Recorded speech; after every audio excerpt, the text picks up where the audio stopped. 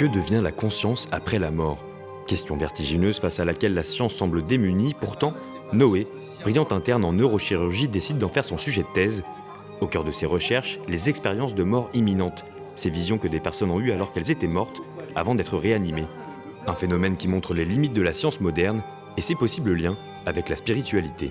Parce que la science, c'est merveilleux, ça nous a fait faire des progrès formidables. Je dis juste que c'est peut-être bien d'être ouvert à autre chose.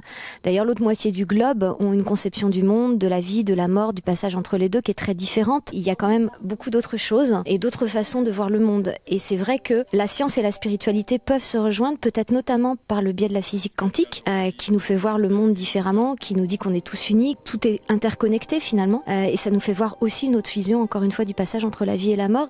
Entre médecine occidentale, bouddhisme ou encore physique contemporaine, le spectateur suit les cheminements internes de ce jeune médecin pour qui ces questionnements vont devenir une obsession. Grâce à une mise en scène rythmée, qui mêle jeu de lumière et chorégraphie, l'auteur parvient à aborder ces thématiques complexes, mais au-delà de ces questionnements existentiels, cette pièce raconte avant tout une histoire. C'est aussi une histoire d'amour, c'est une histoire d'amis.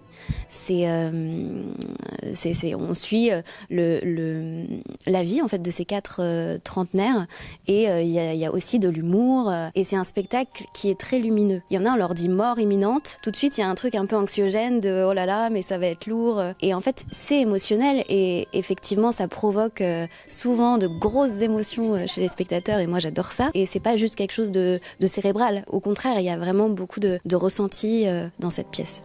Des personnages attachants incarnés par 4 jeunes comédiens.